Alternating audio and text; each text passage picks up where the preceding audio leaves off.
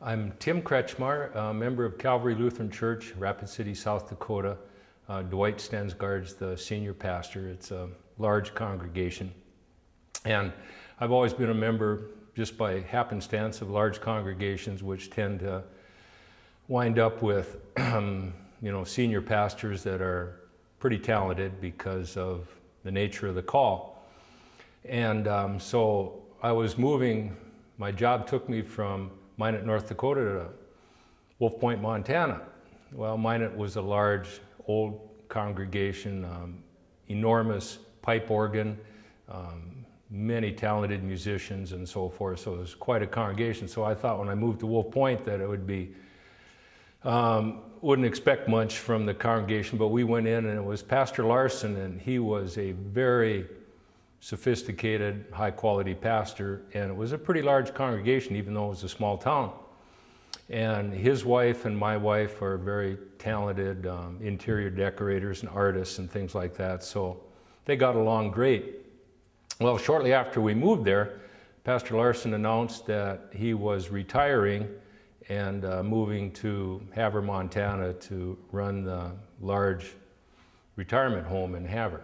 Well, we had known him for 6 or 8 months, and so it wasn't, it wasn't too bad of a deal.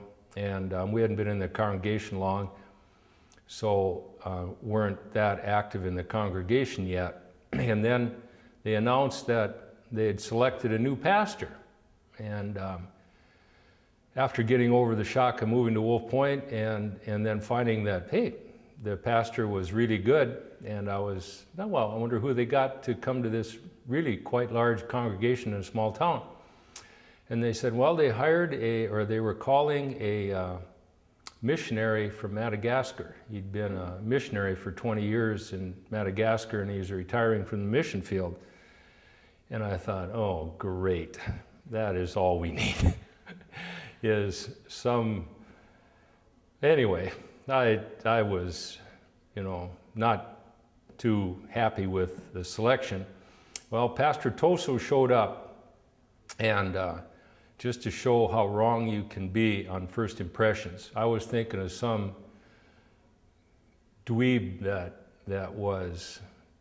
didn't know up from down from the mission fields in far off backwards country. And it turns out that Pastor Toso spoke 7 languages and read 7 languages fluently. He translated Luther's works from the original German into Malagasy. He translated the Bible from Greek and Hebrew into Malagasy, and he also spoke French and English. And he was a master theologian. And so after I got to know him a little bit, he'd been there a month or so, I was thinking, how in the heck did somebody of this high caliber wind up in a eastern Montana small town? And he had a very strong theological background, and so he taught theology classes. And I was pretty strong already in theology from the previous pastors, and catechism and Bible school and so forth. In that era, it was real strong educational.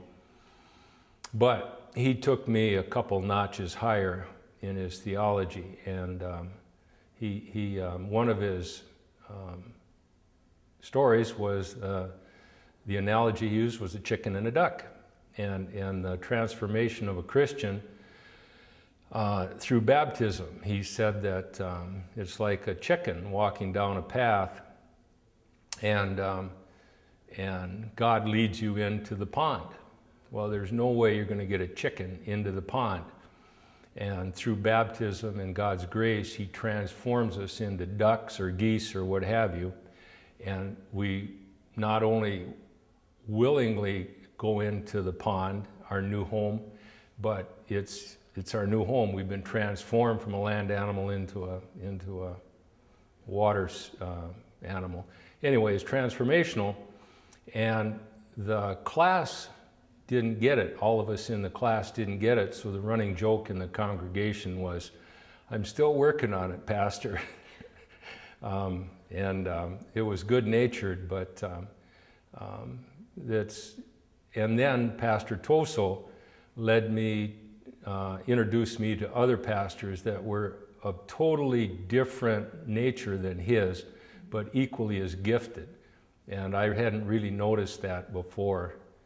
He told the story of one pastor who was a fabulous storyteller. He gave me a 3-sermon cassette, and he was a senior pastor in Kalispell, Montana. And in World War II, he was stranded on a Japanese-held island, and they sent a submarine to rescue them. So at midnight, they were supposed to paddle out into the Pacific Ocean in a rubber raft, and at midnight, the submarine would surface. They'd get on board and get out of there. Well, they did that, but they got spotted. So the submarine came up, surfaced, was spotted, and started getting shelled immediately. So they weren't about to endanger the sub for 7 stranded Army guys, so down they went. Well, they didn't go down because this pastor held the hatch open. They couldn't submerge with the hatch open, so they took some extra shells, and eventually they all got away, but the submariners wanted to kill him, literally, and because he had put them all in danger to save 1 or 2 extra guys that were the last guys to board the sub. And that gentleman, that pastor, he gave me a 3-sermon cassette, and they were absolutely stellar sermons. Mm-hmm. And it made me realize that we're all given different gifts, and